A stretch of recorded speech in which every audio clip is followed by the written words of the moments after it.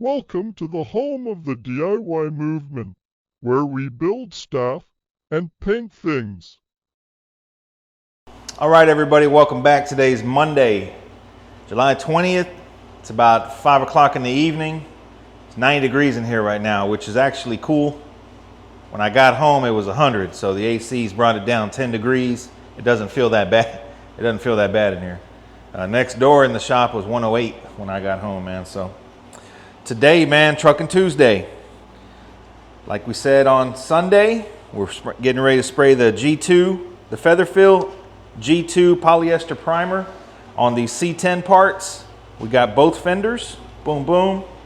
We got the tailgate, boom, boom, and we got the hood. Everything's looking pretty good. Pretty good. We sprayed these on Sunday. It's been 48 hours. We sprayed them with the SPI epoxy in case people haven't been following.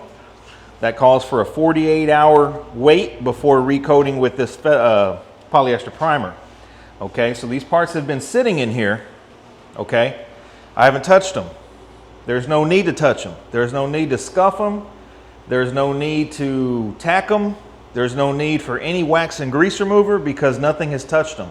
So when using the wax and grease remover stuff, you have to use your head.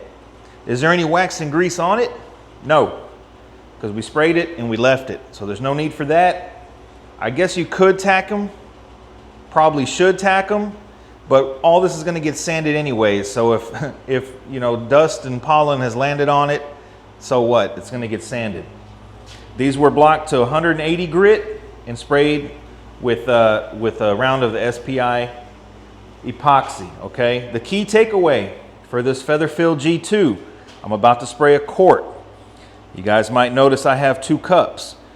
You might say, why don't you use one big cup? Well, here's why.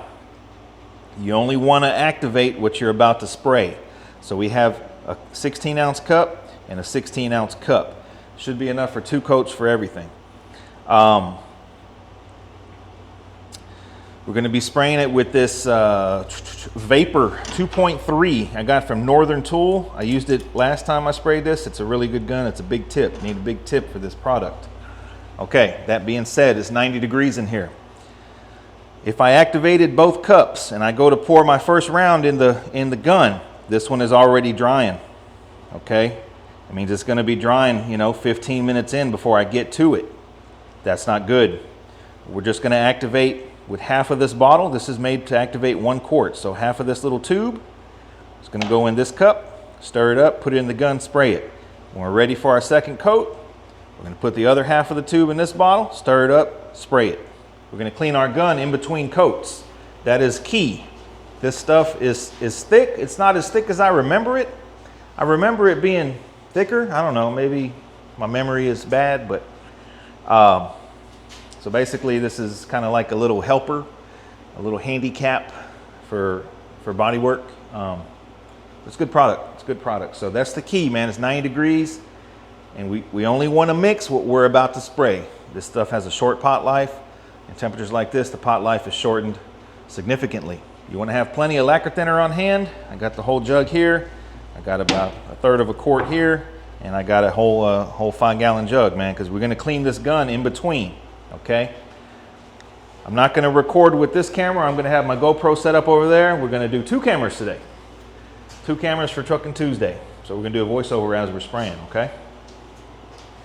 So, like I say, half a tube of this into 16 ounces. Probably will strain it. We don't want it chunky, because if it's chunky, it's going to clog the gun. So we will strain it. Okay. So let's go.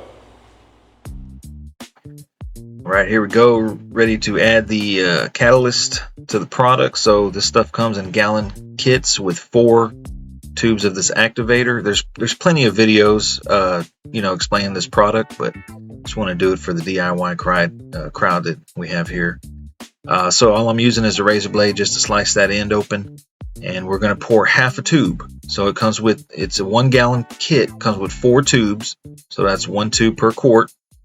We got 2 16-ounce cups. That's half a quart, so half a tube in each. Only poured in the first one like I just explained. We stir it up real good. There you go, we used half. Put that back. Put my razor blade back.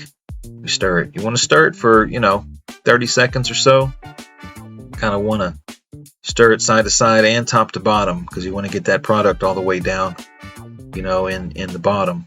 So it activates the whole thing. You can see what I'm doing. I'm trying to bring it up to the top to bottom. Throw the mask on and go. I don't know how long you have, but you want to pour the stuff. You want to have everything set. You want to have your hose ready. You want to have your parts staged. You want to make sure your gun is clean. You want to have everything ready to go, because as soon as you pour that activator in there, the clock is ticking. So here we are. We're using a strainer. This strainer, I'm not sure on the size, but it was pretty small, so it took a while, but actually it worked pretty good, because when I sprayed it, it was nice smooth material coming out of the gun. If you don't strain it, you're going to have chunks, and the chunks are going to clog your gun, and then you have to pour your product out. You're going to have to clean your gun, and then by the time you go to pour your product back in, the stuff is already drying, and you're just going to have a big mess. You're going to have a lot of dry spray, and it's going to be harder to sand. So like I say, you want to have everything ready to go. So here we are.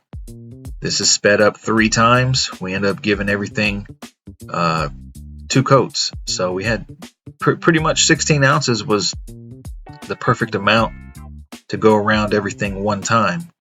You can see I'm spraying it. Like I say, this is 3 times sped up. I kind of would compare spraying this product to the way I spray clear coat.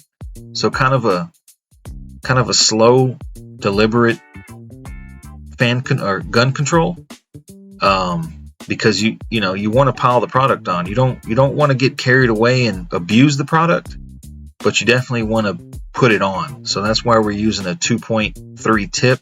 I can leave a link for that gun in the description. So far, this is my 2nd time using it, and man, it works great. It works great. I think it was like $50 at Northern Tool.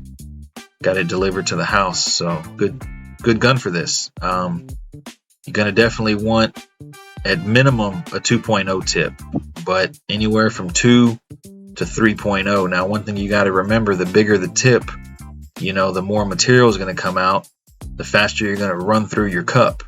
So I think 2.3 is a good good gun for this.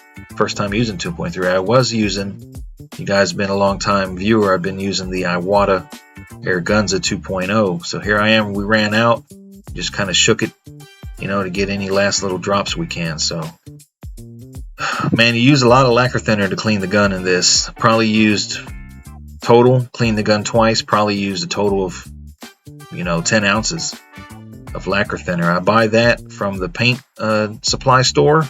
I get in 5-gallon pails.